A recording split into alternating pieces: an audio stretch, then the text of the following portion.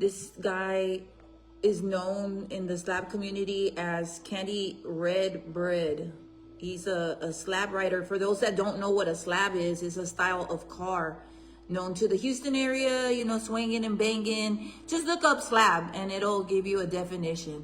There's like a million ways to describe a slab, so I won't get into all that. But this guy is very known in the car scene in Houston, the street culture, the Houston car culture. He's a very well-known guy. And she says who she was, and I'm like, oh, I said, what's up, friend? And she said, I am horrified. I want you to put something out there because there could be more victims. I said, what happened? She goes on to tell me that she was in a relationship with this guy. I forgot his real name. I'm gonna pull up all the information right now. But she was in a relationship with Candy Red.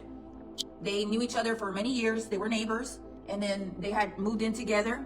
He's got some little ones, I think one for sure, like a small 3-year-old, and she had a 2-year-old and another daughter. She had 2 little girls.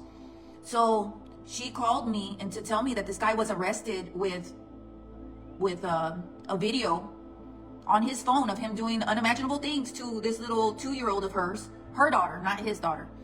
And he got arrested for aggravated assault, you know, to assault on a child, and intent to promote child, y'all know what, depicting a child, exploiting a child, whatever, CSAM, child exploitation material. We'll just say it like that. A lot of people are not talking about this. The car community, everybody's being quiet. There are people defending this guy, friends.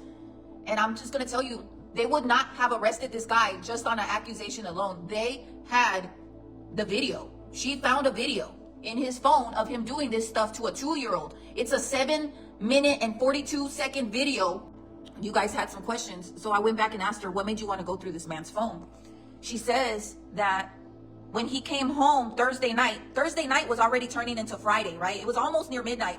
This guy, Candy Red, came home, and her daughter cried and ran to her and wrapped her arm around her leg and was crying hysterically. Her daughter's reaction to looking at this man come home is what made her go through his phone later. She did not like the way that played out. When this guy came home that night, the baby started screaming and crying and ran to her leg and like was hiding from him. She saw him and had a reaction that bothered mom. The day before was Wednesday, right? So this was Wednesday is when the crime happened. She was going to go to work at early in the morning. Her sister was running behind. Her sister helps her pick up the baby. And she asked Candy Red, who was still in bed, she's like, hey, can you watch the baby? My sister's running late. She's coming to pick her up in 30 minutes. She's running half an hour behind. And he said, yes, I'll watch the baby. In that time, he grabs his phone, props it on the side of the bed like this. You see his tattoos right here. He's got a mob tattoo and an H-town with a Cadillac on it, a red tattoo. He's got a tattoo right here that's very distinctive. And he's butt-ass naked, friends. This is the way it was described to me. In the video, he is butt naked. He orchestrates this like a production. He's got a light. He's got a light shining on the little girl. There's a pillow. She's sleeping face down on the bed. She's asleep. This little girl's asleep. And she's wearing a onesie. In the 7-minute video, like a good 3 minutes of this video, it's like him preparing himself, you know, getting himself, you know, worked up and everything.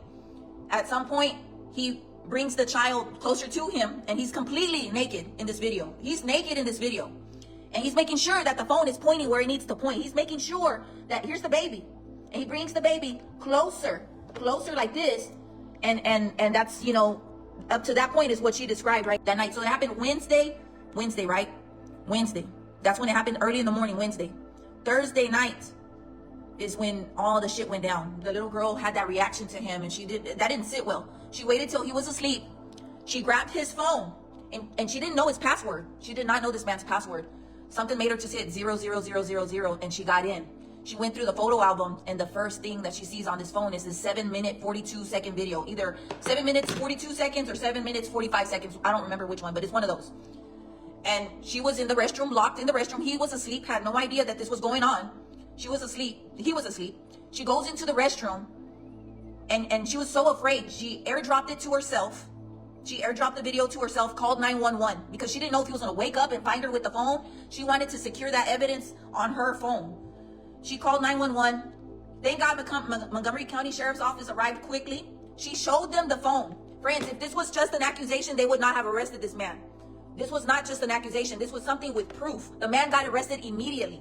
She runs outside the house, shows the deputy the phone. They call for backup, and DPS arrives. The state troopers and Montgomery County Sheriff's Office, they arrive, right?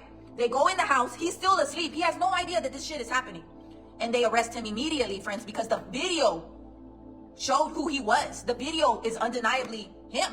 His tattoo, everything, friends. There are people right now online saying, I don't believe anything. I want to see the video. Do you really want to see child exploitation material? Are y'all really revealing yourselves like this?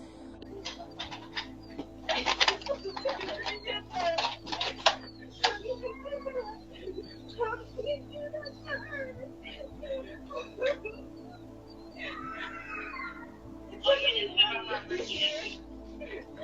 You better